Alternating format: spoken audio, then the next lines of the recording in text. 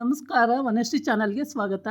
Video ತಂದಾಯಿತು. ಬನ್ನಿ ಇವತ್ತು ಗೌರಿ ಕಲ್ಯಾಣ serial ಹೇಗೆ ಮೂವ್ ಆಗುತ್ತೆ, ಏನು ಸ್ಟೋರಿ ನೋಡ್ಕೊಳ್ಳೋಣ ಬನ್ನಿ. ಅದಕ್ಕೆ ಮುಂಚೆ ನೀವು ನನ್ನ ವಿಡಿಯೋಕ್ಕೆ ಸಬ್ಸ್ಕ್ರೈಬ್ ಮಾಡಿಲ್ಲ ಅಂದರೆ ದಯವಿಟ್ಟು ಸಬ್ಸ್ಕ್ರೈಬ್ ಮಾಡ್ಕೊಳ್ಳಿ, ಹಾಗೆ ಒಂದು ಲೈಕ್ ಕೊಡಿ. ಇವತ್ತು ಮದುವೆ ಎಲ್ಲ ಆಗೋಯ್ತು. ಮದುವೆ ಆಗೋದ್ಮೇಲೆ ಇವನಿಗೆ ತಳವಳ ಶುರುವಾಗುತ್ತೆ. ಫಸ್ಟ್ ನೈಟ್ ಕೂಡ ಆಯಿತು. ಫಸ್ಟ್ ನೈಟಲ್ಲಿ ಇವನು ಹೊರಗಡೆ ಹೋಗಿ ಮಲ್ಕೊಂಡ, ಮೋನಿಕಾ ಇವನ ರೂಮಲ್ಲಿ ಮಲ್ಕೊಂಡ್ಳು. ಇದೆಲ್ಲ ಆಗೋಯ್ತು. ಇವಾಗ ಅಮ್ಮ ಬೈತಾಳಲ್ಲ ಅಂಥೇಳಿ ಇವನು ಭಯ ಆಗೋಗುತ್ತೆ. ಅಮ್ಮ ಸರಿ ಬೈತಾಳೆ ಇವನಿಗೆ. ಮದುವೆ ಆಗೋದೇ ಇಲ್ಲ, ಬೇರೆ ಅವನ ಜೊತೆ ನಾವು ಮದುವೆ ಆಗೋಗುತ್ತೆ, ನನಗೆ ಆಮೇಲೆ ಪ್ರಾಬ್ಲಮ್ ಇಲ್ಲ ಅಂತ ಎಲ್ಲ ಅಂದ್ಕೊಂಡಿರ್ತಾನೆ. ಕೊನೆಗೆ ಅದೆಲ್ಲ ಉಲ್ಟಾ ಆಗಿ ಇವನೇ ಮದುವೆ ಮಾಡ್ಕೋಬೇಕಾಗುತ್ತೆ. ಆಮೇಲೆ ಅವ್ರ ದೊಡ್ಡಮ್ಮ ಬಂದು ಬುದ್ಧಿ ಹೇಳ್ತಾಳೆ. ಮದುವೆ ಆಗಿರೋನು ಬೆಚ್ಚಗೆ ಮಲ್ಕೊಳ್ಳೋದು ಬಿಟ್ಟು ಇಲ್ಲೇನೋ ಮಾಡ್ತಾಯಿದ್ದೀಯಾ, ಹುಡುಗಿ ಏನು ಅಂದ್ಕೊಳ್ಳಲ್ಲ, ನೀವು 11 ಗಂಟೆಗೆ ಹೇಳ್ತೀರಾ ಅಂದರೆ ಈಗಲೇ 6 ಗಂಟೆಗೆ ಎದ್ದು ಇಲ್ಲೇನೋ ಮಾಡ್ತಿದ್ದೀಯ ಅಂತೆಲ್ಲ ಬೈತಾಳೆ ದೊಡ್ಡಮ್ಮ. ಆಮೇಲೆ ಇಲ್ಲ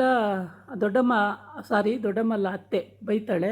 ಅದಕ್ಕೆ ಸಾರಿ ಅತ್ತೆ, ಹಂಗೇನಿಲ್ಲ, ಮಲಗಿದ್ಲು, ನಾನು ಎದ್ದು ಬಂದೆ ಅಂತ ಹೇಳ್ತಾನೆ.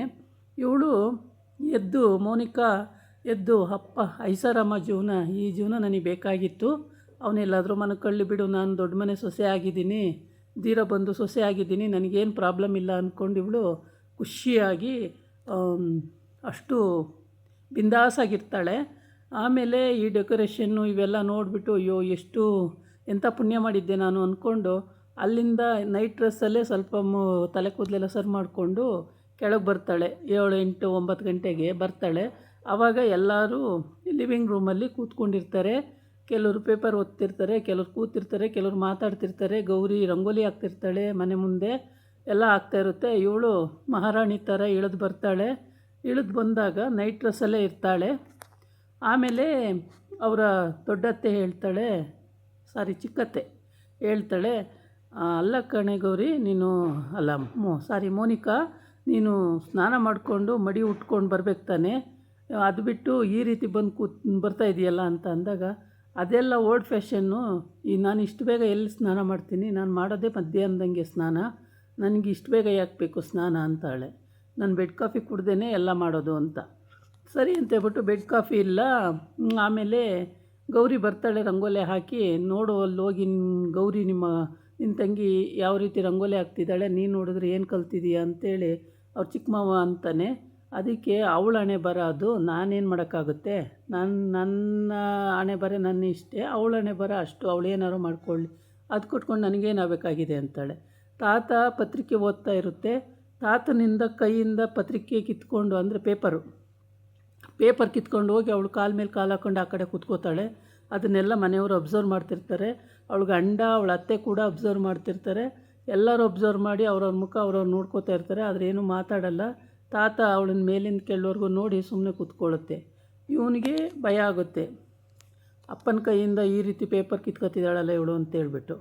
ಆಮೇಲೆ ಆ ತಾತ ಏನೂ ಮಾತಾಡಲ್ಲ. ಅಜ್ಜಿನೂ ಕೂಡ, ನೀನು ಫಸ್ಟು ಸ್ನಾನ ಮಾಡಿ ಮಡಿ ಉಟ್ಟು ಬರಬೇಕಮ್ಮ, ಹಿಂಗೆಲ್ಲ ಬರಬಾರ್ದು, ನನಗೆ ಅವೆಲ್ಲ ಇಷ್ಟ ಇಲ್ಲ, ನಾನು ಹಂಗೆಲ್ಲ ಮಾಡಲ್ಲ ಅಂತ ಹೇಳ್ತಾಳೆ. ಅಜ್ಜಿ ಹೇಳೋವಷ್ಟು ಹೇಳುತ್ತೆ, ಹೇಳ್ಬಿಟ್ಟು ಕೈ ಬಿಡುತ್ತೆ, ನಿನ್ನ ಹಣೆ ಬರ ಏನಾರ ಮಾಡ್ಕೊ ಅಂತ. ಅಜ್ಜಿ ಅವ್ರ ಸಂಪ್ರದಾಯಸ್ಥರಲ್ವಾ, ಎಲ್ಲ ರೀತಿಯೂ ಹೇಳಿ ನೋಡ್ತಾರೆ.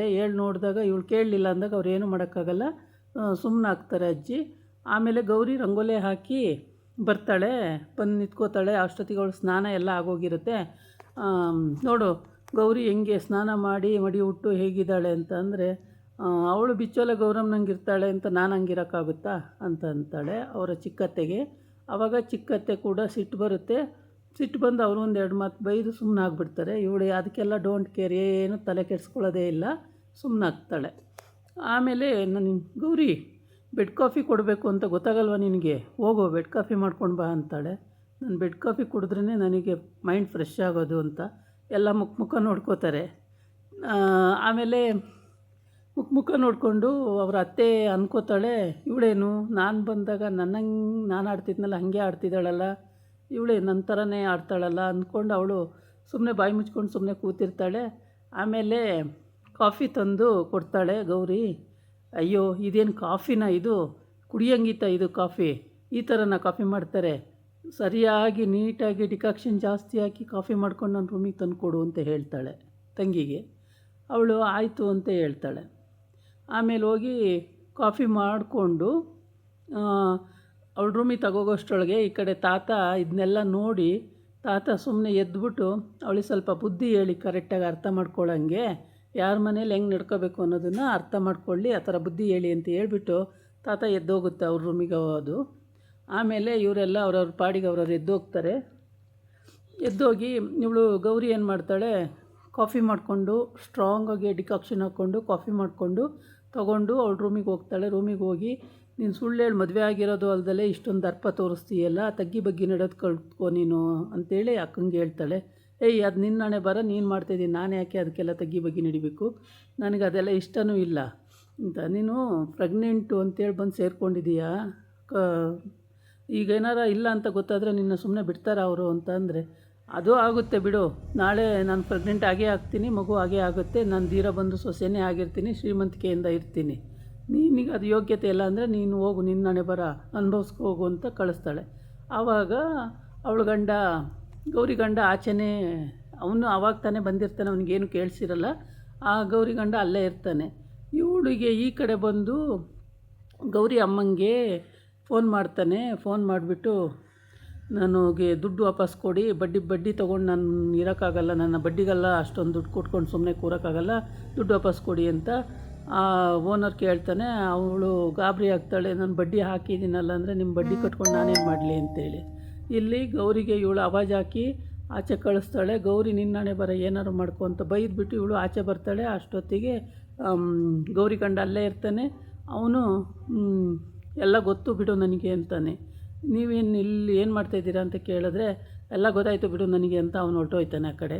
ಇವ್ರಿಗೆಲ್ಲ ಗೊತ್ತಾಗ್ಬಿಡ್ತೇನೋ, ಇನ್ನು ನನ್ನ ಕತೆ ಏನು, ತಪ್ಪು ತಿಳ್ಕೊತಾರೆ ಅಂತ ಇವಳು ಗಾಬರಿ ಆಗಿರ್ತಾಳೆ.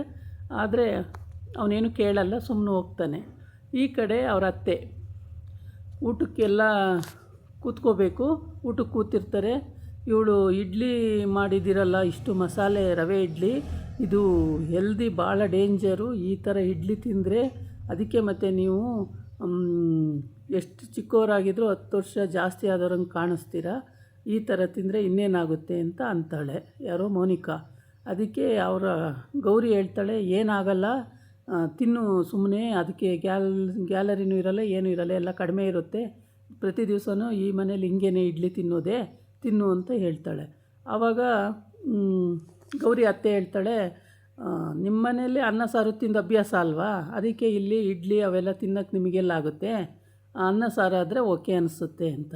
ಆವಾಗ ಗೌರಿ ಅಂತಾಳೆ, ಅತ್ತೆ ಹಂಗೆ ಅನ್ಬೇಡಿ ಅತ್ತೆ, ನಾವು ತಿಂಡಿನೂ ಮಾಡ್ತಿದ್ದು, ಅನ್ನ ಸಾರು ಮಧ್ಯಾಹ್ನಕ್ಕೆ ಮಾಡ್ಕೊತ ಇದ್ದು, ಬೆಳಗ್ಗೆ ಟೈಮ್ ತಿಂಡಿನೂ ಮಾಡ್ತಿದ್ದು, ನೀವು ಅದನ್ನೇನು ಚುಚ್ಚಿ ಮಾತಾಡೋದು ಬೇಡ ಅತ್ತೆ ಅಂತಾಳೆ. ನಾನು ನಿನಗೆ ಹೇಳಲಿಲ್ಲ, ಈ ಗತ್ತು ತೋರಿಸ್ತಾ ಇದ್ದಾಳಲ್ಲ ಇವಳಿಗೆ ಹೇಳ್ತಾಯಿದ್ದೀನಿ, ನೀನು ಬಾಯಿ ಮುಚ್ಕೊಂಡು ಸುಮ್ಮನೆ ನಿಂತ್ಕೊಳ್ಳೆ ಅಂತ ಹೇಳ್ತಾಳೆ. ಆಮೇಲೆ ಅಜ್ಜಿ ಅದನ್ನೆಲ್ಲ ನೋಡಿಬಿಟ್ಟು ಅವರಿಗೂ ನಗು ಬರುತ್ತೆ.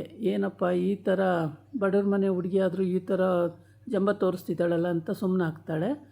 ಆಮೇಲೆ ಸುಮ್ಮನಾಗಿ ಗೌರಿ, ಇವಳು ಯಾಕೆ ಹಿಂಗೆ ಆಡ್ತಾಳಪ್ಪ, ಇವಳಿಂದ ನನಗಿನ್ನೇನು ಪ್ರಾಬ್ಲಮ್ಮು ಅಂತ ಅವಳಿಗೆ ಭಯ.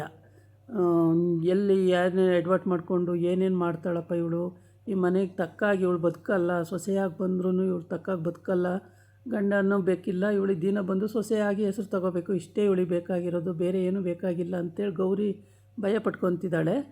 ಆದರೆ ಗೌರಿಗೆ ಇವಳಿಗೆ ಯಾವ ರೀತಿ ಬುದ್ಧಿ ಹೇಳಿದ್ರೂ ಅವಳು ಕೇಳಿಸ್ಕೊಳ್ತಾ ಇಲ್ಲ. ಇದಾಗಿತ್ತು ಇವತ್ತಿನ ವಿಡಿಯೋ. ನಾಳೆ ಇನ್ನೊಂದು ವಿಡಿಯೋ ಜೊತೆ ಬರ್ತೀನಿ. ನಮಸ್ಕಾರ.